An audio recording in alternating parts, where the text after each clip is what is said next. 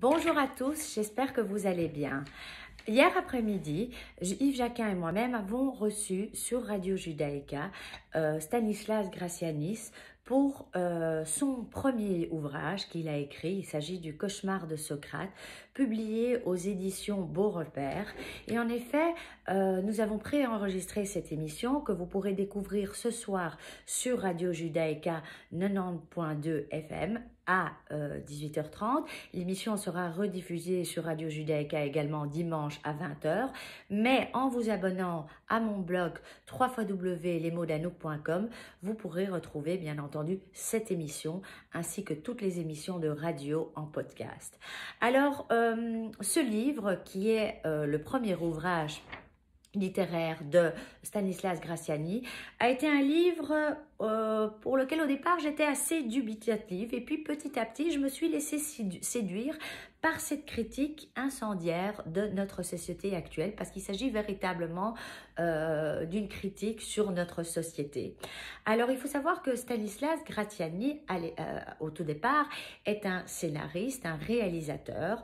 Après de nombreuses publicités pour de grandes marques internationales qu'il a réalisées, que ce soit pour L'Oréal, Lalique, il a créé en 2010 Plan Bis, qui est une sorte de web-série qui deviendra un phénomène. Et en 2014, Stanislas Gracianis a coécrit et réalisé son premier film, La Vallée des Mensonges, qui va obtenir un record d'audience sur France 3. Alors, ce livre que nous allons présenter ce soir et pour lequel je vous touche quelques mots, ce livre-là, il faut savoir qu'à l'origine, il était destiné à être joué au cinéma, c'est-à-dire à en faire un film. Malheureusement, manque de temps, manque de bol, peu importe, le livre est finalement, c'est-à-dire que c'était un scénario et puis c'en est devenu un livre. Et le livre, et c'est peut-être ça qui se sent à travers l'écriture et disons que Yves Jacquin et moi, au départ, on avait un peu de mal. C'est une écriture qui est très imagée et qu'on sent peut-être qui est avant tout destinée au cinéma avant d'être littéraire. Mais c'est un livre qui nous a plu parce que l'histoire est très très bien construite et finalement est le reflet de ce que nous vivons aujourd'hui. Alors quel est le pitch?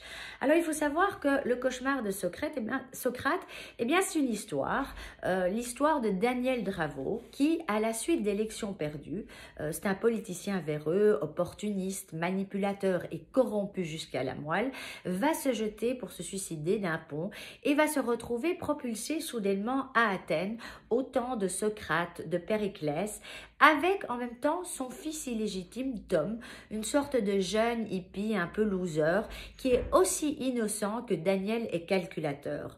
Et donc ce retour chez nos ancêtres va finalement se terminer par une sacrée leçon, parce que quel est le but finalement de ce Daniel Dravo, qui est un horrible personnage?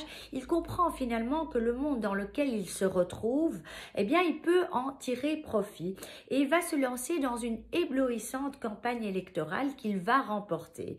Il va pour gagner cette campagne électorale, il va tout simplement s'appuyer sur des formules marketing et médiatiques telles que « je vous ai compris, j'ai fait un rêve, make Greece great again » et ainsi de suite.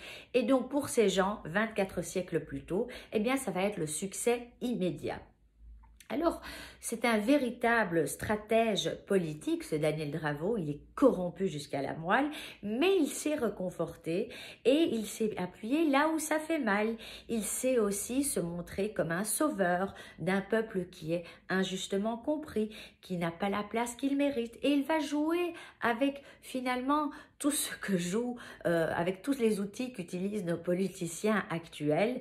Et Daniel Dravo va promettre beaucoup de choses à ce peuple d'Athènes, mais malheureusement, tout va très très vite mal tourner parce que ses ambitions grandiloquentes ne correspondront pas du tout avec celles du peuple. Et Daniel, ce qu'il cherche avant tout, c'est de s'enrichir à tout prix et il ne cherche que la puissance. Et donc, À Athènes, ça va énerver, bien sûr, et Socrate va se retrouver chef des rebelles parce que tout va mal se terminer. Alors, c'est une véritable critique de notre société actuelle, de la politique, parce qu'on sent quelque part que Stanislas Graziani est impitoyable quand il parle de notre société et qu'il a très très bien compris les rouages du pouvoir. D'ailleurs, il nous a expliqué qu'il connaît parfaitement la dialectique, je dirais, ou qu'il a étudié la dialectique des discours politiques, et donc ce sont un peu toujours les mêmes phrasés, les mêmes, je dirais,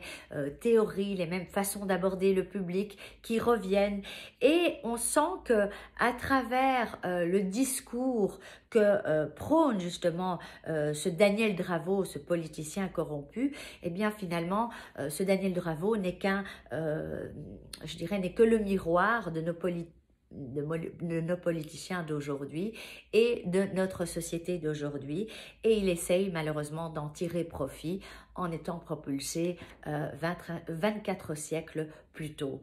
C'est pas mal, c'est intéressant, il y a beaucoup d'humour, il y a des jeux de mots. Pour un premier livre, eh bien, ça vaut la peine, et on espère que peut-être qu'un jour ça aboutira en tant que film.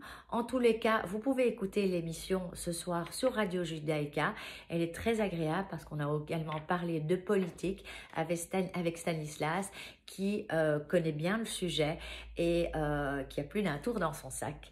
À très bientôt, à la semaine prochaine plutôt, pour la découverte d'autres livres, et je vous souhaite une bonne lecture et un bon mercredi. À bientôt.